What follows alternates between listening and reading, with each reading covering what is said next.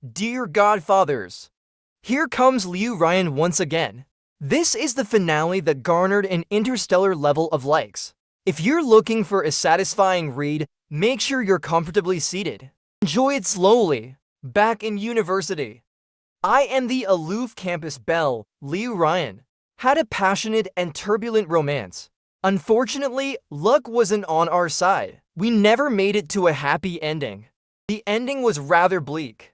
Wrapped up hastily. Years later, we reunited. Liu Ruyan had already soared to a different social stratum, becoming one of the elite. Classmates all said it was my misfortune, but they didn't know that. At the time of our breakup, I had tried my best to hold on. Liu Ruyan just pushed me away, telling me to leave. Now I have let go of those feelings too. At the alumni gathering, old classmates kept toasting Liu Ruyan. Old classmate, please look after us in the future. Belle, you are now the idol of our group. A rare sight indeed. Come, here's a toast to you for the future. Well said. Normally, we have to book an appointment in advance to see you. Today, there's no escaping. Come, let's drink again, one of the toasters asked. But Liu Ruyan just sipped her drink lightly, and no one said anything. Liu Ruyan now is not the same as the once penniless student with shallow pockets. She now holds assets worth nearly 10 billion. Her company is situated in the city's prime location between the front sea and the back hills. Many people envy her. As the glasses clink and drinks are exchanged, I sit in a corner, focusing on my phone. Suddenly, someone shouted at me, "G-boater, stop staring at your phone. You and Liu Ruyan were so close before. Come over and say something."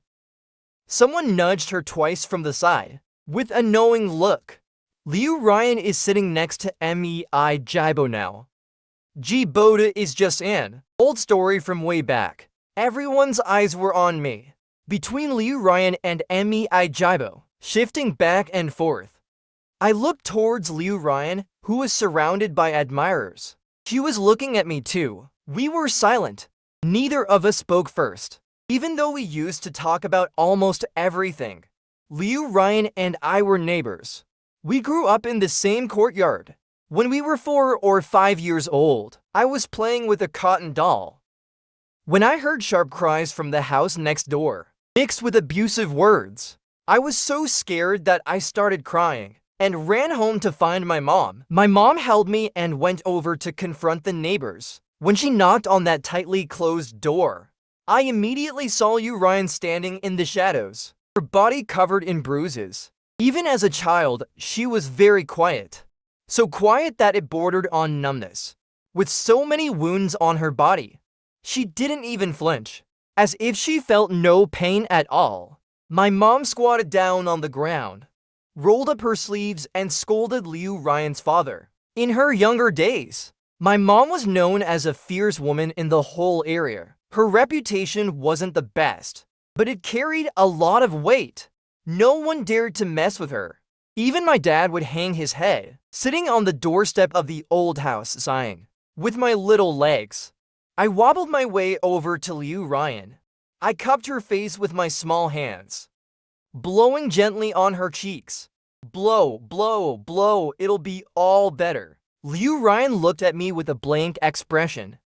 Back then, I couldn't understand people's emotions, so even if she ignored me, I still grinned foolishly at her. From that day on, I learned about the older sister next door, who was 1 year older than me, was often beaten and scolded by her father. Her mother couldn't bear the constant fear anymore, so she secretly ran away, leaving Liu Ruyan to face it all alone. All the anger of a violent adult.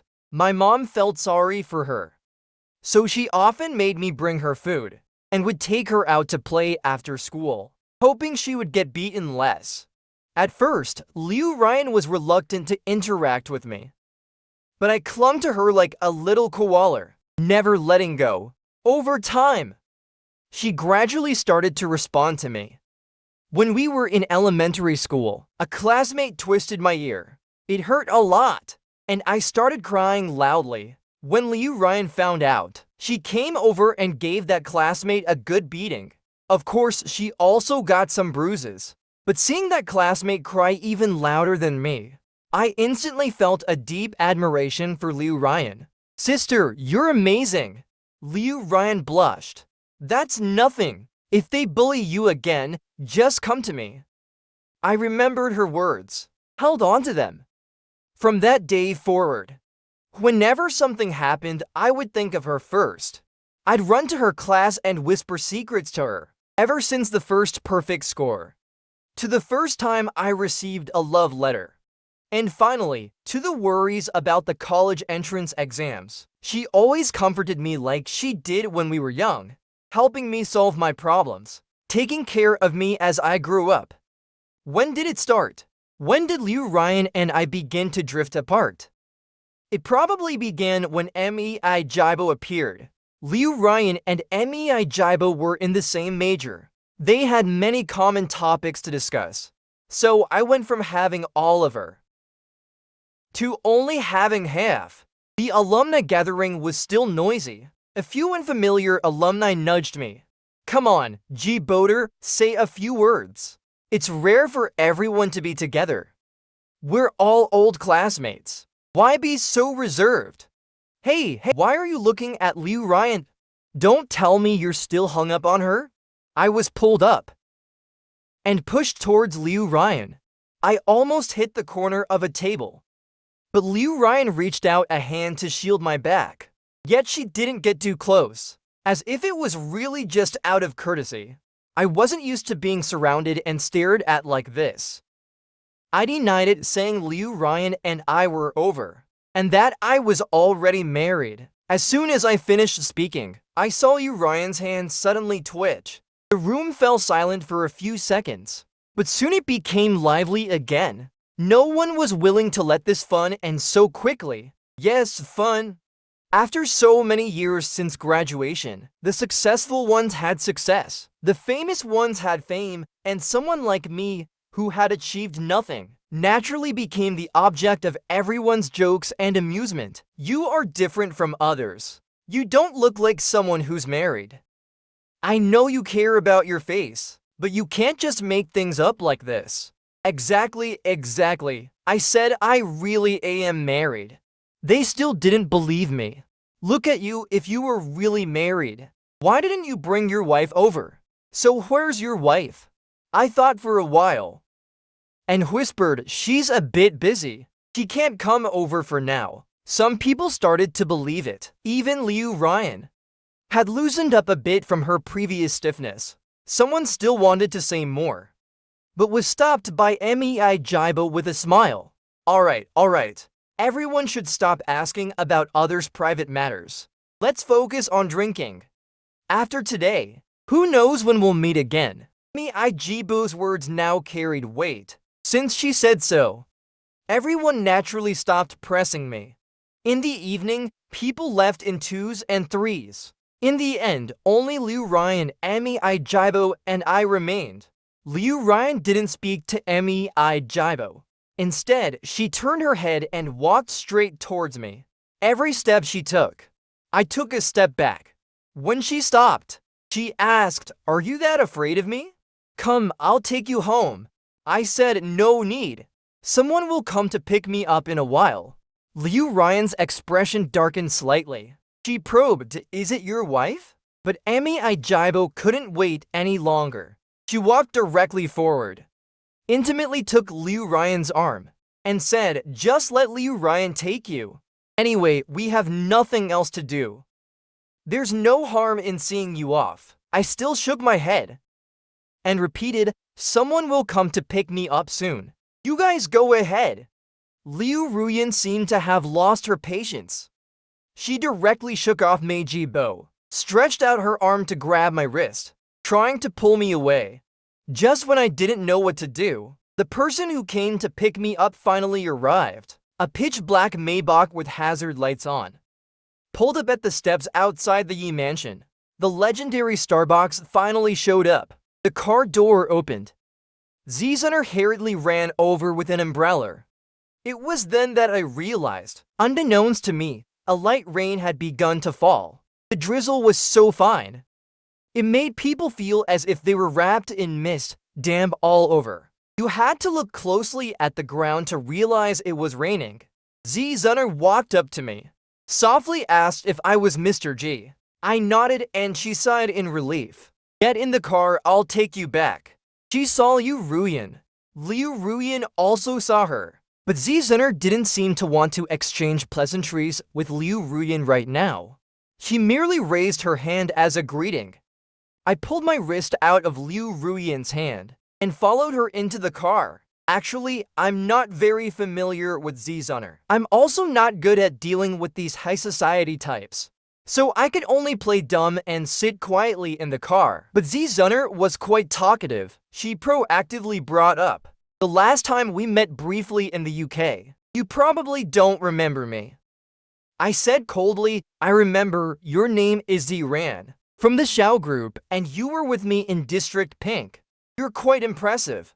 Thank you, but I don't deserve the praise.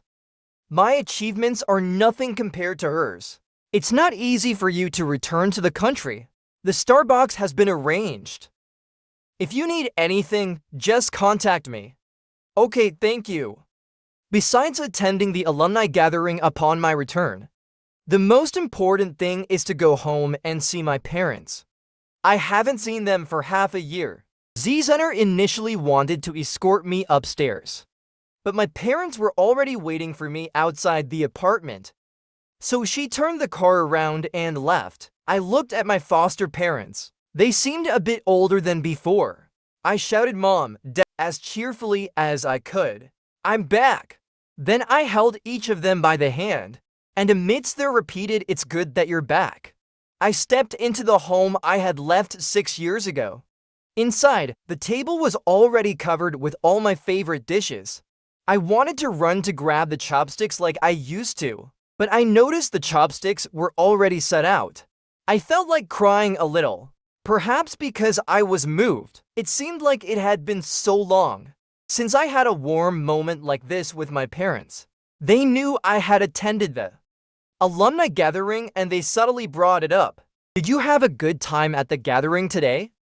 Did you meet any unpleasant people or things? I knew they were beating around the bush. Actually, they were specifically referring to Liu Ruyan. Seeing them being so cautious made me care even less about it. Yes, I saw Liu Ruyan. She seems to be with Meiji Bo now. They seem quite a match. My mom sighed. MEIM, that child. She used to be so close to you. You two were playing together since you were 3 or 4 years old. Forget it, let's not talk about her. Then she asked about my recent situation abroad. I said it was quite good. I'm off the medication now. Dr. Laura said, I can go for a follow-up in a month. When I went to the UK, I had severe depression, and I was treated in Dr. Laura's private clinic for 6 years. Until last week. Dr. Laura said my test results had basically met the standard. As long as I keep a cheerful mood, I can return to normal life. My parents seemed very happy, even though it was my illness. It had tortured all 3 of us. Oh no, there was another person. Shen Youchu, she also suffered quite a bit because of me. Fortunately, now we no longer have to live in constant fear. I sneaked a glance at my parents' expressions and decided not to say anything for now, since some people involved are not here. If I said something like I'm thinking about getting married, I'd have to face a storm of questions from my parents alone. I certainly don't want that. Back in school, I had made a few friends, but after these 6 years, there's no way to find them anymore. Moreover, at the last alumni gathering, I thought they would attend. I went there with the hope of seeing them, but it seemed as if they had planned it. None of them showed up. I didn't have a job, so I spent a few days wandering around the city, but soon felt I couldn't keep being idle like this. I found a volunteer job.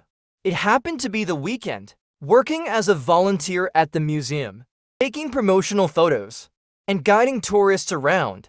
When Liu Ruyan came over, I had just changed into Hanfu and was putting on a necklace. Since I was changing in a makeshift, small room without a mirror, I had to rely entirely on my instincts. I glanced at my reflection in the floor-to-ceiling window, thought the outfit looked okay, and focused on fastening the necklace. The clasp was tiny. I fumbled for a long time but couldn't fasten it. Hands reached from behind me and took the ends of the necklace, quickly fastening the clasp. I turned around, ready to say thank you, but before I could, I had already seen the person in front of me. Liu Ruyan. Liu Ruyan first looked at my outfit. Her frowning brow relaxed, and she said, "It looks nice. Are you volunteering here?" "Yes, then show me around." "I want to go to the closed exhibition," I replied. "I'll find a colleague to guide you. I need to take some promotional photos." Liu Ruyan wasn't in a hurry. "I'll wait for you," she said. So I hurriedly ran to the small square, leaving her behind for a while. Liu Ruyan didn't leave. Even from a distance, I could still see her figure. Throughout the photo shoot, she kept her eyes on me. If this had been 6 years ago, with her staring at me like that, I would have been all clumsy and awkward, only knowing how to blush, unable to take any promotional photos. But now I just naturally turned my gaze away. Since we have both started new lives, why can't we just pretend that we are dead to each other? It seems neither of us is a qualified ex. In my sophomore year, Liu Ruyan and I officially started dating. She made the first move. Because I had received a confession from another student. She found out. She hurried over, nervously asking, "Did you accept the other student's confession?" I shrugged. "No, I don't even know that student." Liu Ruyan sighed in relief and earnestly told me, "That's right. Those unfamiliar students are unreliable. If you want to date someone, date me. Got it?" "Got it." Liu Ruyan didn't leave immediately. She stood there waiting, collecting her emotions, then awkwardly asked, "So, do you want to date now?" Now, actually, at that time, I didn't really want to date. But if it was Liu Ruyan, dating might be nice. I inched forward, tilted my head, and smiled at her. Okay, thinking back now, a relationship that was so easily established also seemed easy to break apart. Because when something isn't formal enough, people often don't cherish it much.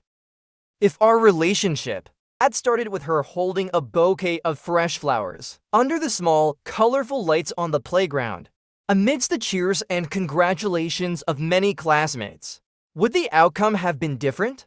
Thinking about it now, it's too late. What's between us is already settled. After the promotional photo shoot, Liu Ruyan was still standing there. Her gaze never left me. When she saw me wrapping up, she walked over. I asked, "Did you come here alone?" "Where's Meiji Bo?" She looked puzzled. "What does coming to the museum have to do with her? Aren't you two together?" "I thought you came together." "Who told you we're together? Are you jealous?" I was just about to say no, when she already showed a hint of a smile. "We are not together." At the last alumni gathering, I just happened to run into her on the way, so we went together. "Come on, take me to the closed exhibition first." Seeing that she didn't want to talk about Meiji Bo anymore, I led her towards the closed exhibition.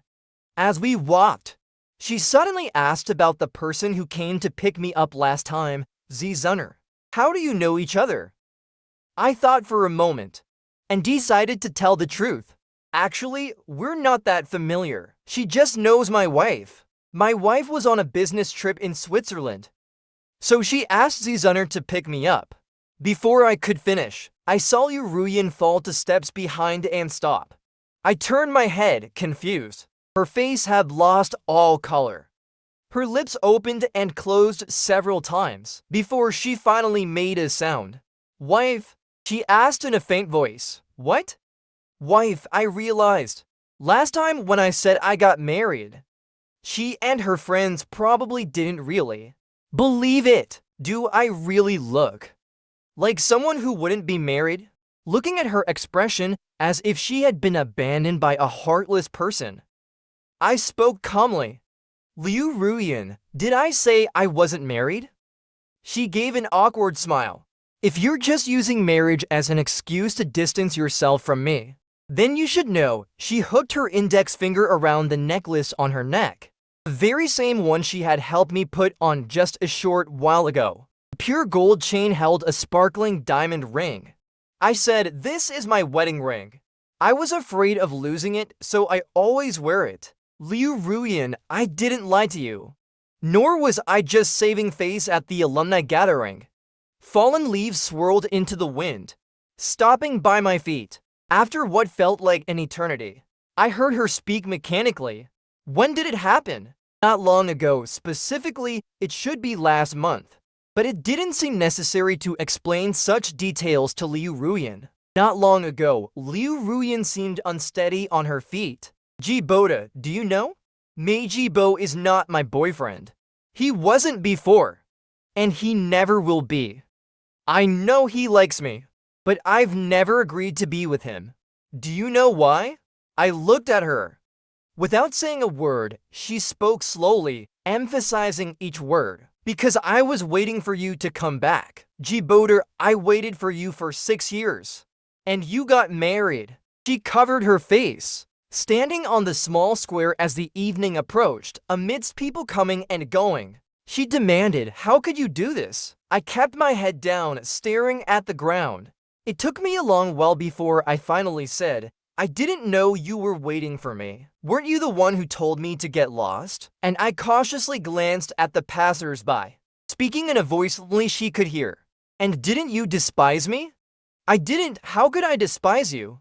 My mind was a mess back then.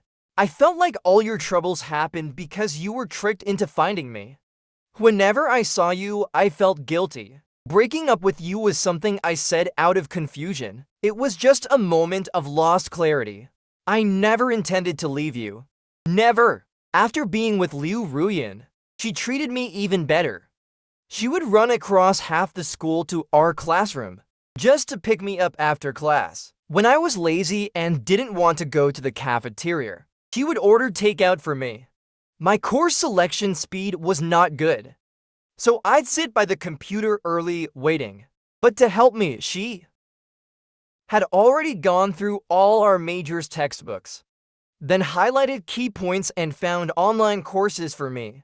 Any small, insignificant success of mine was seen as a major achievement in Liu Ruyan's eyes. And even if I made a huge mistake, Liu Ruyan would just ruffle my hair and say, "It's nothing," then help me clean up the mess. Maybe it was because she was so good, so outstanding, that there were more than just a few people who wanted to be with her.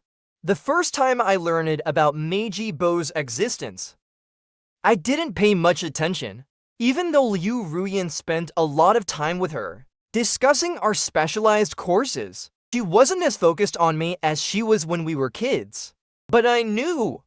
To Liu Ruyan, she was just a somewhat familiar classmate, and no matter how intense their discussions got, as soon as I appeared, Liu Ruyan would immediately pack her bag and run towards me. I thought we were all adults, that after seeing her rejection clearly, Meiji Bo would give up on Liu Ruyan, but the reality was quite the opposite. Meiji Bo told me I am always determined. What I want, I must get. I didn't take it seriously. Okay. I didn't see her as a rival, because I was certain Liu Ruyan's heart was with me. But not long after, I was at a disadvantage. I took the biggest fall of my life. It took me 6 years to finally get back up again. It was a drizzly night when one of Liu Ruyan's roommates suddenly called me. She said Liu Ruyan was on the back hill of the school, fighting with a student from another department, and asked me to come and help. Without a second thought, I hung up the phone and ran towards the back hill. On the way, I tried calling Liu Ruyan, but she didn't answer. So I ran even faster, just wanting to confirm her safety as quickly as possible. But when I got to the hill, Liu Ruyan wasn't there at all. There was only a deranged, strange middle-aged man. He dragged me into the woods. I struggled with all my might, but he was much stronger. I don't know how long it lasted.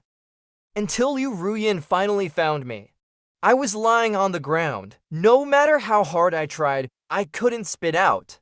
The disgusting thing, I wanted Liu Ruyan to hold me. But when she saw my condition, she instinctively took a few steps back. Later, I realized everything that happens has signs beforehand, like my separation from Liu Ruyan. If that night she hadn't found me, maybe after days of self-torment, I would have pretended that I never went out looking for her and kept this matter buried deep in my heart. Or if she hadn't instinctively taken those steps back, even if she didn't hold me, but just stood there looking at me, I wouldn't have felt so humiliated. But none of that happened. I've replayed her movements and expressions that night countless times, and finally understood it was actually a kind of disdain. But I knew I couldn't blame her for this, because she didn't know anything, and she shouldn't have to bear such a hopeless burden. As for Meijibo, I couldn't blame her either, because all she did was bribe Liu Ruyan's roommate to lure me to the hill, then have a few classmates who were hiding in the corners jump out and scream, just to give me a scare. She said she never expected me to be so unlucky. That man was from a village behind the hill. He usually wouldn't sneak over the hill into our school, but somehow I just happened to run into him. But if it's not her fault, and it's not Liu Ruyan's fault, then who am I supposed to blame for what happened to me? I couldn't figure it out. And just when I was struggling with this, Liu Ruyan told me again. She wanted to break up with me, but she put it more tactfully. She said she felt that since I wasn't even sure whether she was on the hill or not, but still recklessly went to find her. This kind of personality really troubled her. So, she wanted to reconsider our relationship. I thought this reason for breaking up was a bit absurd, but seeing her standing so far away from me, I didn't dare to ask more. She told me to take some time to calm down and then come back. I agreed at the time. But in the days that followed, I felt so insecure. I kept wanting to find her. She probably got annoyed with me too, so she yelled at me loudly, scolded me. Why can't you give me some time alone? She said she hadn't made up her mind yet. I asked if I could stop bothering her. I stood across from her, head down, pleading, please don't be angry. Softly, I asked, when will you make up your mind?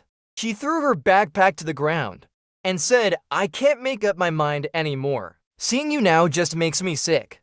Get lost, quickly.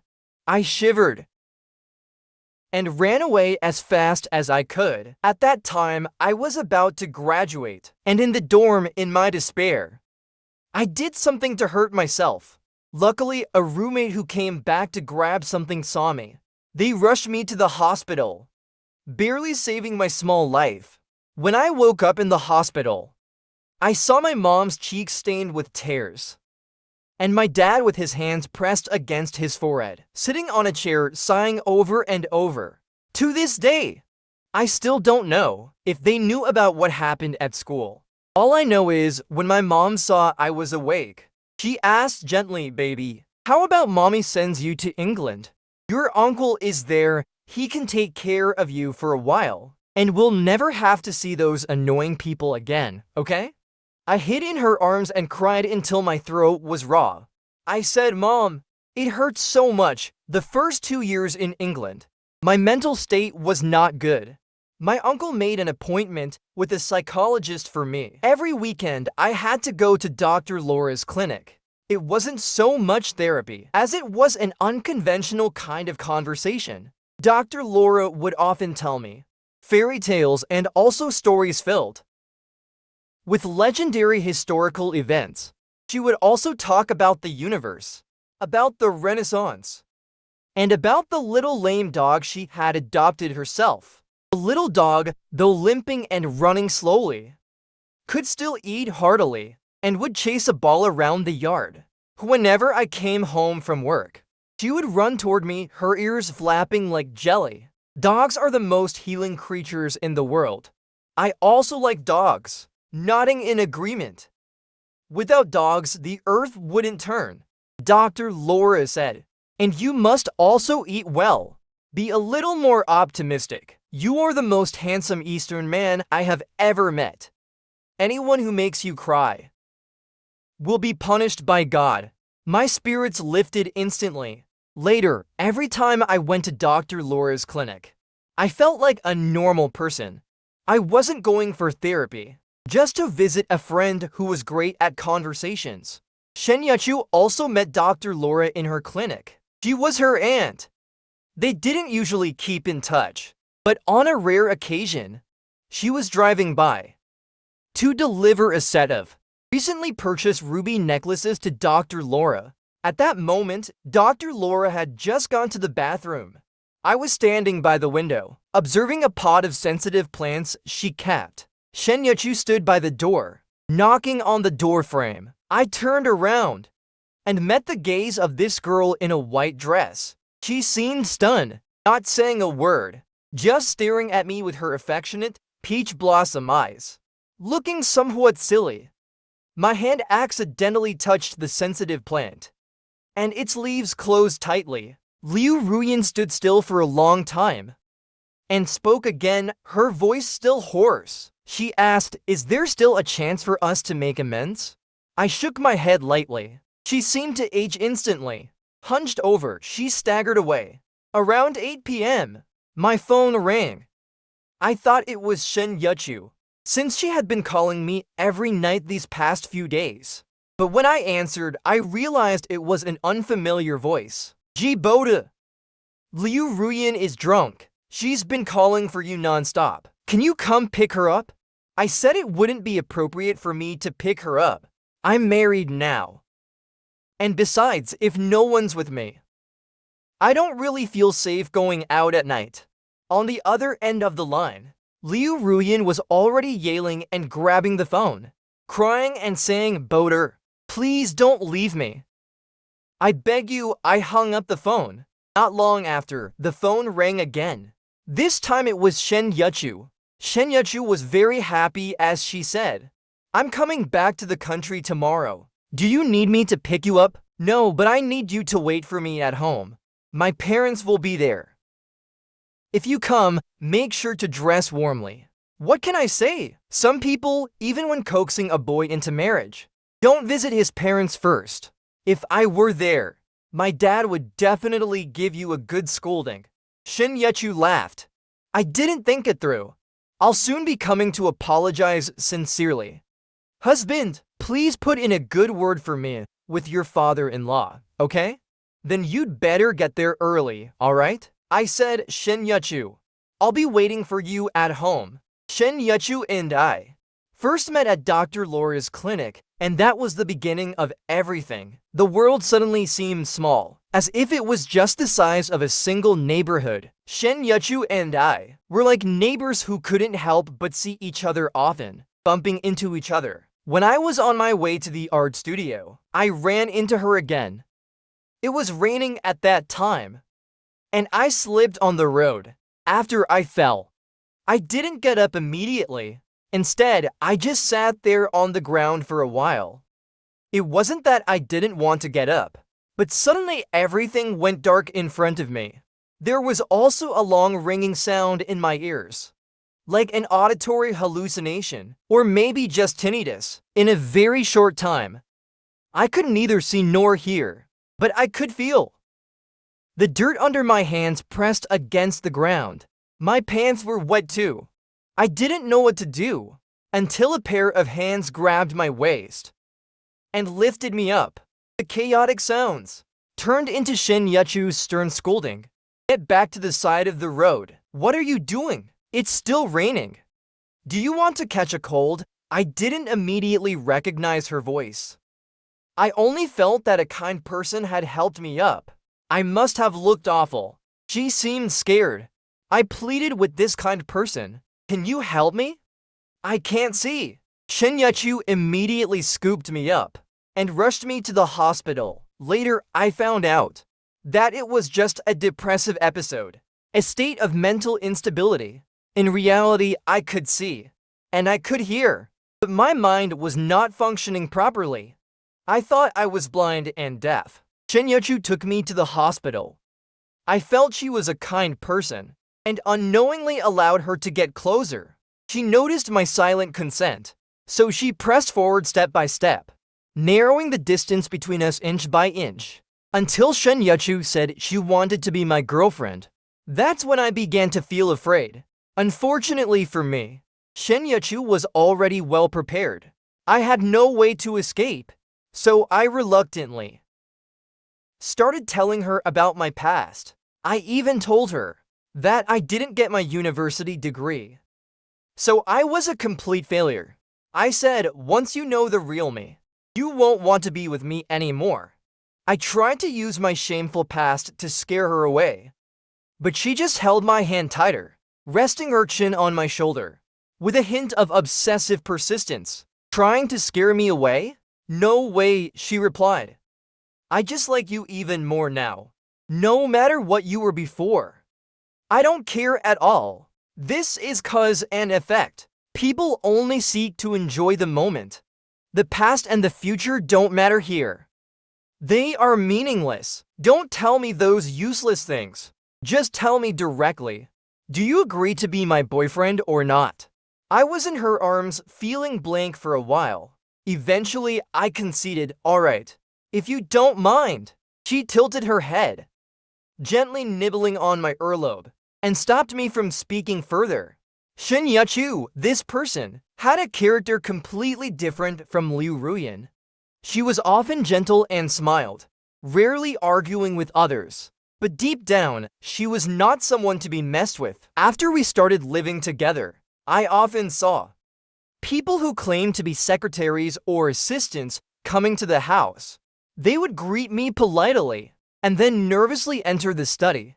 After a while, they would leave sniffling and looking aggrieved. I felt countless times relieved that Youchu was a strict boss. Even those dressed in suits, exuding an air of professionalism, would be scolded so harshly. I was thankful that I wasn't one of her subordinates. Thankful that Youchu was lenient with her boyfriend. Our love wasn't a long marathon, but it lasted several years. She wasn't in a hurry to propose, because at that time, I was still going to Dr. Laura's clinic every week. She never pressured me or made me feel like she didn't love the person I was at that moment. She said, I just want to wait until you're truly better, so that you might find more genuine happiness from being proposed to. Believe me, my hugs, my kisses, and my love are all real. I hope you can feel that. Over time, my condition steadily improved, until she finally proposed. Like any other cliché woman, she held up a ring and foolishly asked, will you marry me? It wasn't an extraordinary scene, but in that moment, a kind of joy beyond the ordinary flooded my heart like a tidal wave. I nearly fainted from the rush. What followed was a rapid heartbeat. As I struggled to calm my restless heart, I extended my hand and said yes, and just like that, I agreed to the proposal. Later, I asked Youchu, marrying me, was it out of sympathy or a sense of responsibility? She said no. I then asked, was it out of affection? She replied, I've liked you, surely, but saying love feels too formal. If I had to describe it, it would be a mix of affection, love, and camaraderie. All three. I met you when I was 26. After despising the idea of love at first sight for over 20 years, fate finally decided to punish me. Have I ever told you? From the moment I first saw you, I felt like you would become my husband someday. I said you never mentioned it, but you always seemed very happy when we were together. She laughed. That's how people are. When they're with someone they like, they unconsciously feel happy. Even the smallest things, when remembered later, bring joy for a long time. What she said made a lot of sense. Youchu was indeed very good at making sense. On the day Liu Ruyan got drunk, it was Meiji Bo who eventually came to pick her up. It should have been a good thing, but for some reason, That night, Liu Ruyan and she had a huge argument.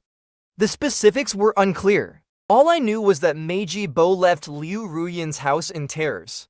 She stepped on the gas and hit the highway, ended up in a car accident, and had her right leg amputated. Not only that, because she was speeding, she was entirely at fault, and the occupants of the other car she collided with were not seriously injured.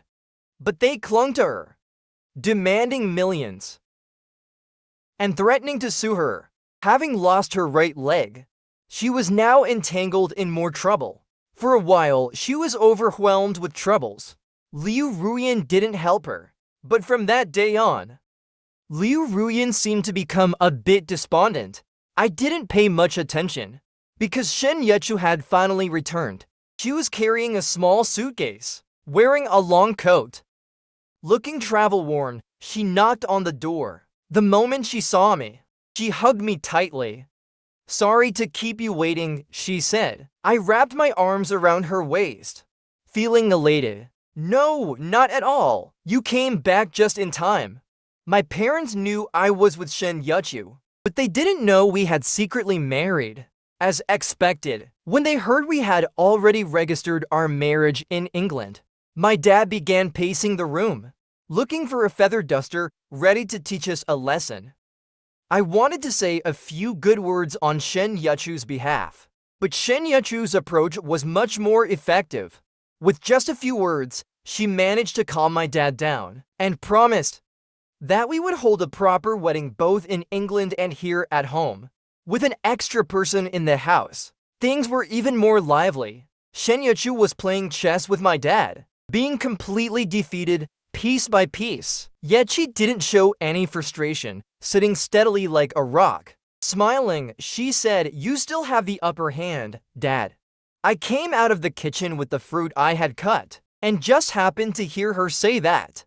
She had taken off her coat, wearing only a thin beige sweater.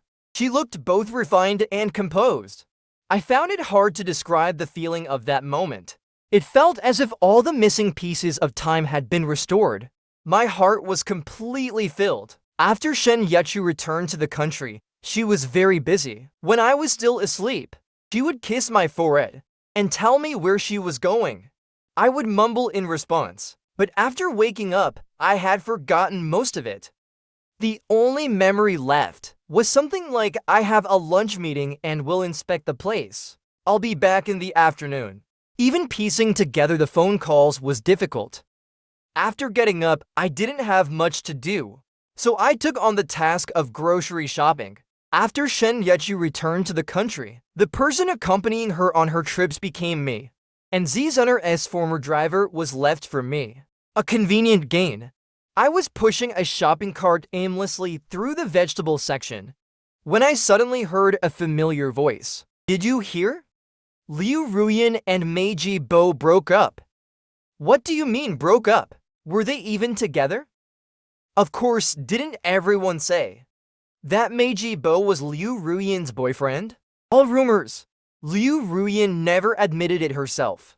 I think all she could think about was Jiboter. At the last alumni gathering, I saw her staring the whole evening. Goodness! Those eyes were glued to Jiboter. Couldn't tear them off even if you tried. Meiji Bo looked at her 5 or 6 times that night, and she didn't even acknowledge him. They were a perfect match. Why did they break up after graduation? Who knows?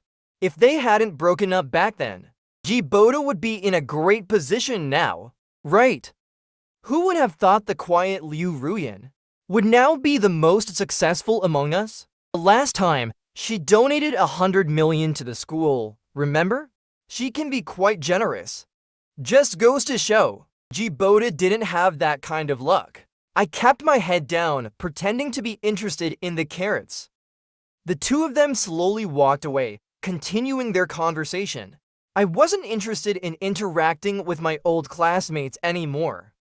The mood for a casual outing had disappeared. I quickly gathered the rest of my items, preparing to leave. But at the checkout counter, I ran into those two classmates again. They greeted me enthusiastically, seeing that I was alone. They warmly invited me to join them for a meal. I politely declined, saying I had someone waiting for me at home. They gave me a curious look. Who? Oh, of course, my dear parents. But it was just a random excuse. I didn't have time to think of anything better. Before I knew it, they had taken my hands and dragged me to a nearby restaurant. I had to call the driver and ask her to leave without me, while I stayed to eat with the two classmates. After the meal, they wanted to play golf. I didn't understand why. Two young men would be so interested in playing golf. I didn't even know which way the entrance to the golf course faced. Entering this unfamiliar setting, I felt a bit awkward. Following behind the two classmates, I watched them skillfully pull out their membership cards, leading me in confidently. There were quite a few people around, and immediately I saw Shen Youchu, and then I saw Liu Ruyan. Finally, I confirmed that Shen Youchu and Liu Ruyan were having a very pleasant conversation. The situation was really hard to handle. Besides Shen Youchu and Liu Ruyan, there was also Zizur and a few others I didn't know, but judging by their attire, they were likely local business people. This group occupied a prominent spot, with Shen Youchu and Liu Ruyan both young women, whose looks could rival any celebrities, naturally drawing curious and bold glances from all around. The female classmate who had brought me here also saw them. She recognized Liu Ruyan and seemed to know a few of the local business figures. But no one recognized Shen Youchu, although they didn't know her. They knew the brand of her clothes. They recognized the secretary behind her and her sparkling Patek Philippe watch. We had not planned on greeting Shen Youchu and her group. It was better to act like two unrelated groups, just here to play.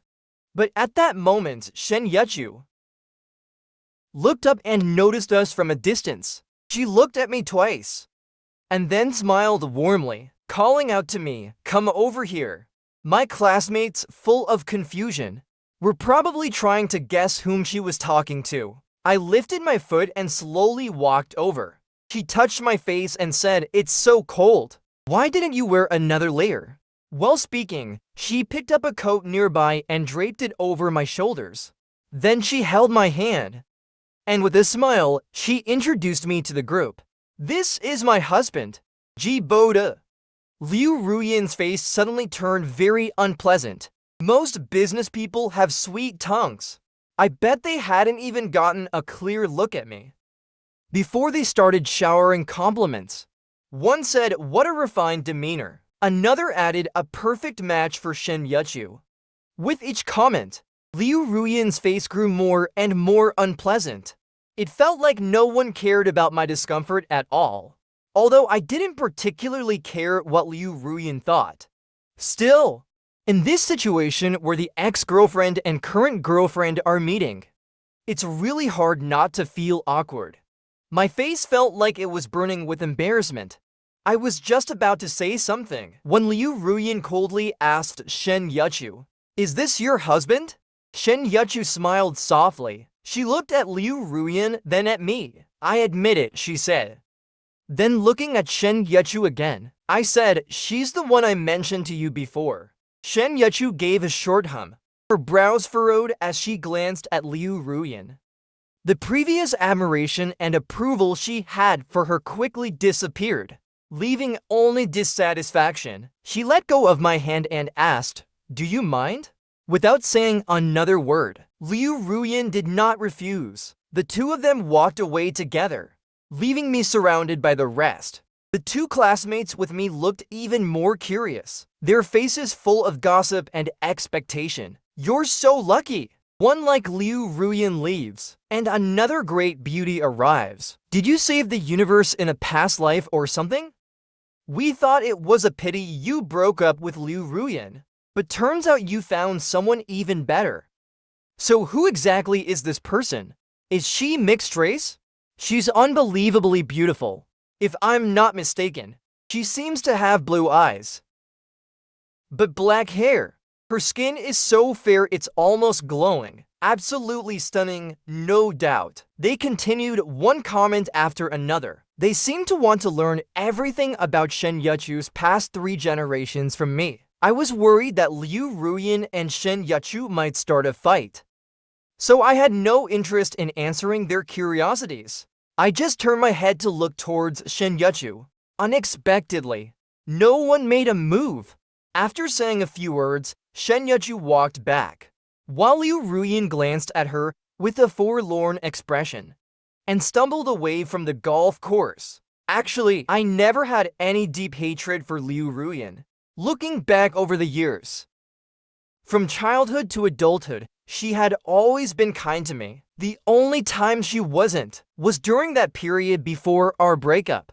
But if I put myself in her shoes, it wasn't incomprehensible. I never blamed her, nor did I demand that she had to be a saint, always sticking by me no matter what happened.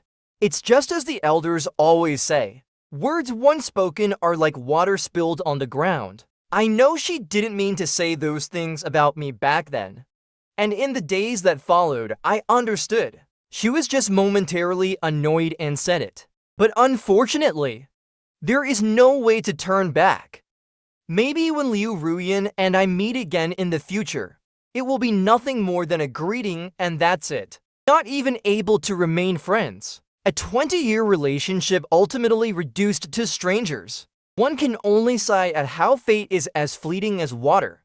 Like travelers meeting on the road. On the way back home from the golf course, Shen Youchu was driving, and I sat in the passenger seat. As usual, I asked her some meaningless questions, but she was always willing to answer my questions. Shen Youchu, can I eat watermelon when we get home? Of course you can. Then can I read your books? Yes, you can. And can you hold me while we sleep tonight? Yes, I can, after the final yes. Just as I was about to ask another question, she laughed to herself. Come on, don't ask any more. You know I will agree to anything. I turned my head to look at her. The colorful neon signs from the shops outside and the streetlights casted shadows on her face, blurring into a mix of light and darkness. Her expression was joyful. I looked at her the whole way, with a heart pounding with excitement, feeling incredibly grateful countless times for meeting Shen Youchu. It truly was wonderful. Extras, when Shen Youchu proposed, Boda agreed very easily. But there was always a thorn in her heart. So on the night they walked out of the registry office, Boda went to take a shower, and she stayed in there for a long time. When Shen Youchu called her for the 3rd time, she finally came out, hesitating. Shen Youchu hadn't intended to do anything. She took out a hairdryer to her hair, but Boda was only wearing her shirt, and nothing else. Shen Youchu felt a sudden wave of heat. Was it a hint? Or a silent consent? The hairdryer slipped from Shen Youchu's hand. Boda grabbed her hand. Shivering, she said, but maybe I might be a little clumsy. Instinctively, Shen Youchu replied, didn't you already take a shower? As soon as she said it, she immediately realized what she meant. What did she mean by that? Shen Youchu's emotions felt as if they had been doused with cold water. So she softened her voice to an extreme gentleness. Looking into her eyes, she repeated, aren't you clean? Baby, you're perfectly clean. She lifted her up, placed her back on the bed, sitting upright, and began to blow dry her hair. Once her hair was dry, she wrapped her in a blanket like a sushi roll. Unable to resist, she praised, you're so cute. Finally, the little sushi roll made her laugh. She held the sushi roll against her chest, lying back, her tone soft. Baby, let's stop thinking about these unhappy things from now on. Look forward, okay? This is my first time loving someone. Maybe I'll do some things poorly. If you're unhappy, just tell me. Compared to those who fell in love in their youth, we didn't meet very early. Could you help me create more beautiful memories? Boda lay on her chest, her tears falling onto her pajamas. She softly replied, Shen Youchu kissed the top of her head. Thank you, Boda. The follow-up appointment with Dr. Laura was approaching. With Shen Youchu's affairs in the country concluded, the two of them returned to England together. At the airport, Jibodo saw Liu Ruyan. Liu Ruyan stood not far away, quietly watching them. She didn't say anything, nor did she move, but her eyes were filled with tears. Perhaps she wanted to make a formal apology. Shen Youchu noticed her too, but she said nothing. She just held Jibodo's hand tightly, as they had done at the golf course. What did Shen Youchu say to Liu Ruyan? Actually, nothing harsh. In fact, her opening was quite polite. Boda mentioned you to me. Liu Ruyan didn't respond, just stared at her silently. Shen Youchu continued. She said you two were childhood friends. That's why I don't understand. After so many years of feelings, if you like her, why would you make her suffer? Liu Ruyan said, what happened between us has nothing to do with you. Shen Youchu seemed to be listening to a joke. Between you two? She corrected herself. There is no Youchu anymore.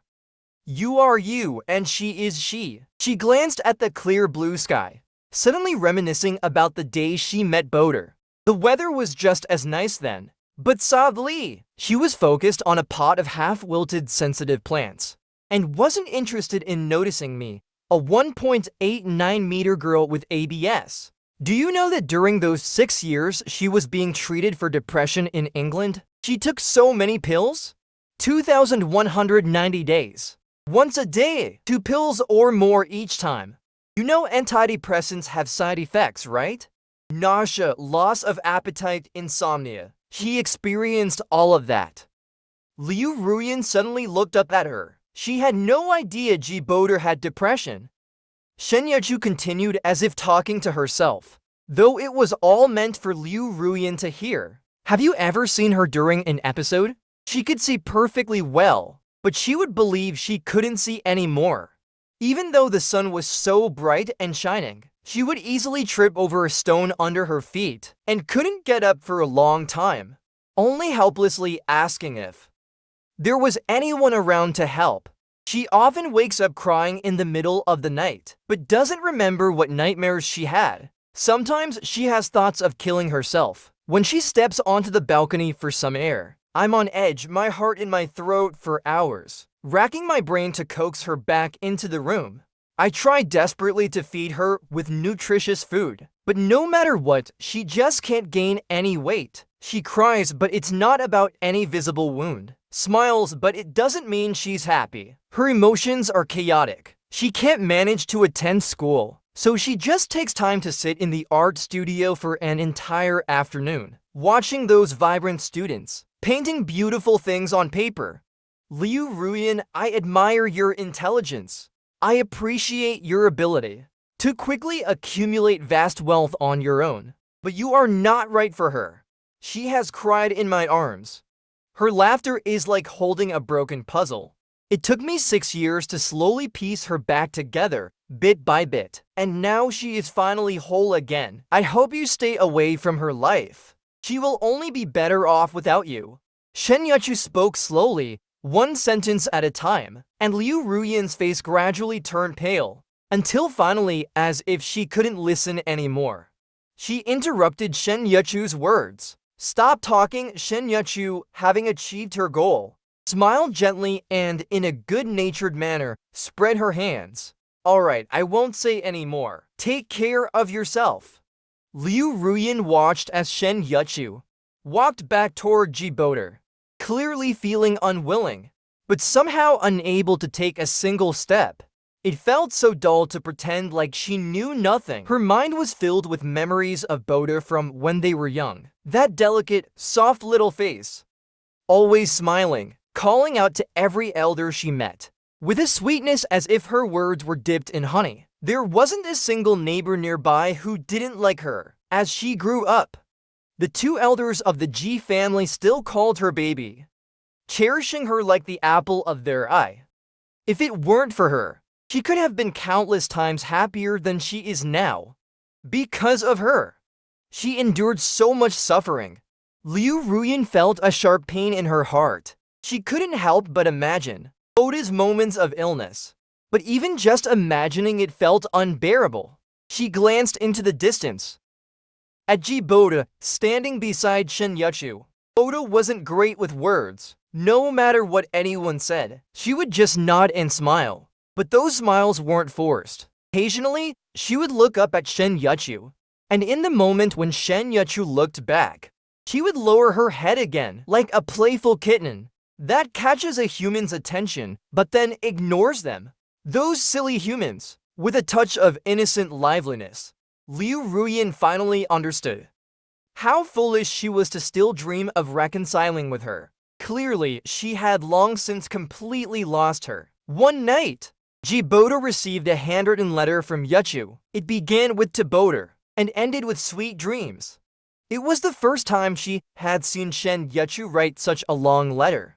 Analyzing her own feelings from beginning to end, sincerely expressing how much I truly like you.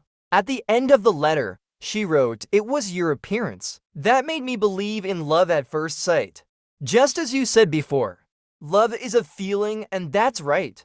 Only in the moment of love at first sight, a person's heart will awaken like a volcano from slumber, its heat and intensity spreading throughout the body. Because it is so rare and precious. It is an experience that will never happen again in this lifetime. Boda, I am so lucky. Experienced such a precious moment.